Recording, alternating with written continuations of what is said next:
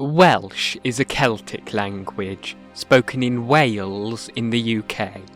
As a Celtic language, it's part of the larger Indo-European language family, being distantly related to other Indo-European languages, like English, French, Russian and Hindi. In the 6,000 or so years since it split off from the ancestors of these languages, it's changed, and we can group these changes into a number of periods or ancestral languages.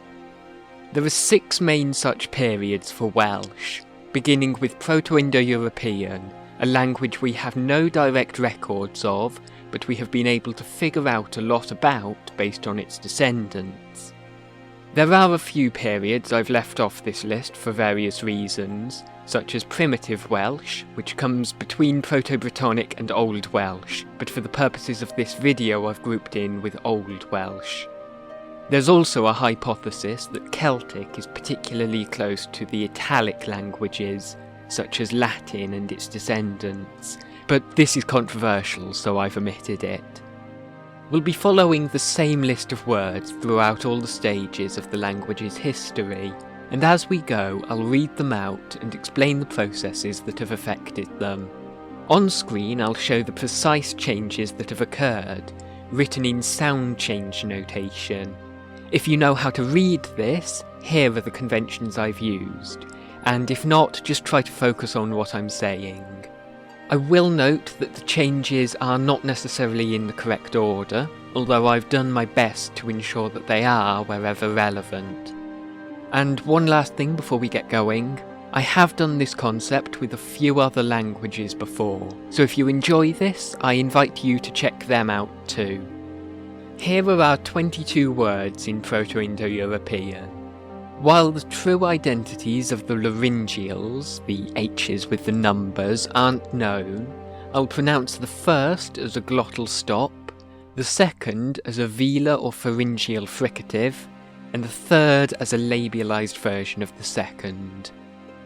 Ryrgintom, Petrer, Bolgos, Bererter, Gweuchtom, Swesor, Swex, Quo, Dubros, Rultner, Radios, Rwetens, Senos, Socios, Pulgmer, Motros, Neuios, Poctos, Penque, Quis, Septem, Tour.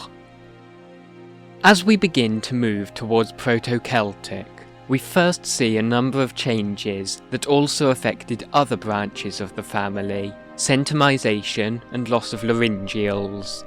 We also see changes shared with the Italic languages, such as the assimilation of labial stops, and a number of Celtic-specific changes, like the shift of gw to b, merger of voiced and breathy voiced stops, a number of vowel changes, loss of p, and debuccalization of stops before another obstruent. Argantom, Fatar, Bolgos, Bratir, Betom, Swesur, Swechs, Ku, Dubros, Vlana, Radios, Wintos, Senos, Sasios, Flama, Maros, Noios, Quochtos, Quenque, Ques, Sechtam, Tu. The ordering of the changes to Proto-Brittonic is particularly difficult to pin down, but it involves huge restructuring of the language to bring it to a point far more recognisable to modern Brittonic language speakers. We see processes such as A and I affection, which affect vowels in a way similar to in the Germanic languages, the lenition of stops to create new fricatives, and merging voiceless and geminate voiced stops. There's also development of the initial gw and of the voiceless r and l, characteristic of Welsh, as well as a complete rework of the vowel system to create new monophthongs, diphthongs, and a new system of vowel length. One of the rules in this period is that an S becomes an H before a vowel or a resonant, but in our word list we see an exception to this, the word safe, meaning 7.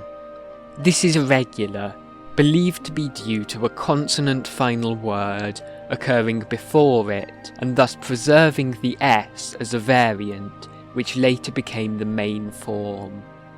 This period also sees the rise of the soft and aspirate consonant mutations the Celtic languages are known for.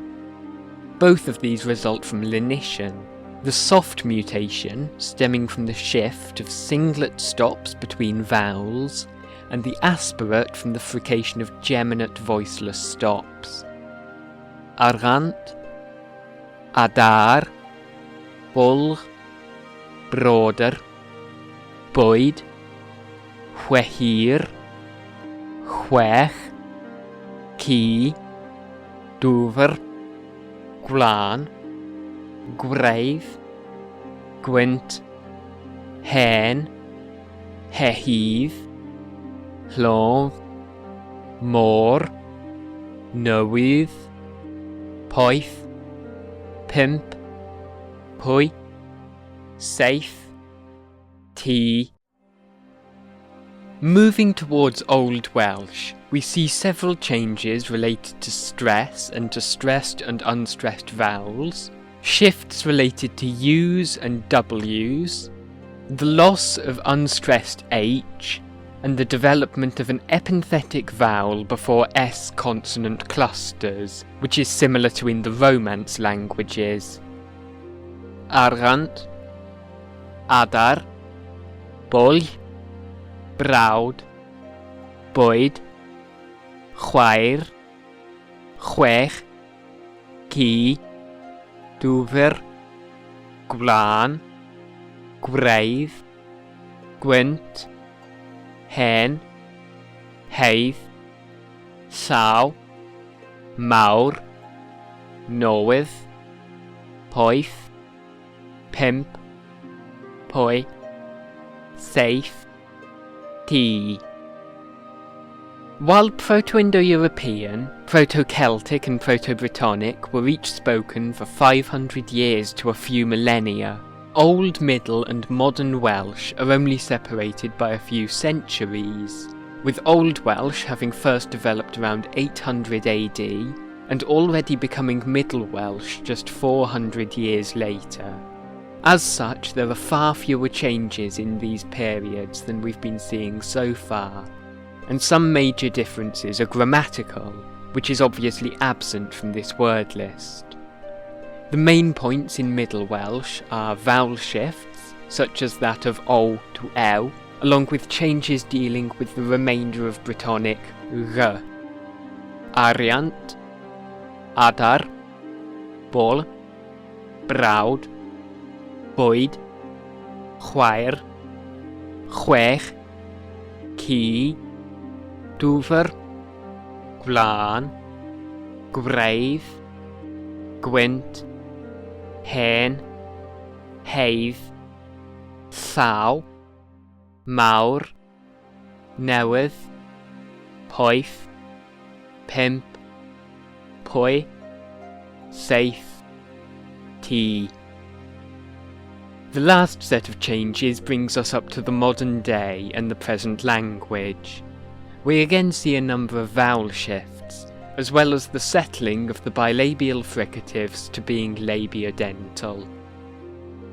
Arian, adar, bola, brawd, bwyd, chwaer, chwech, ci, dŵr, gwlan, gwraidd, gwynt, hen, haidd, llaw, mawr, newydd, poeth, pump, poi, saith, ti. Thank you for watching. Don't forget to check out the German and Italian videos in this series, and any others if you're watching in the future. Or perhaps you'd rather look at my other content on the Welsh language, the playlist for which is on screen. Thank you!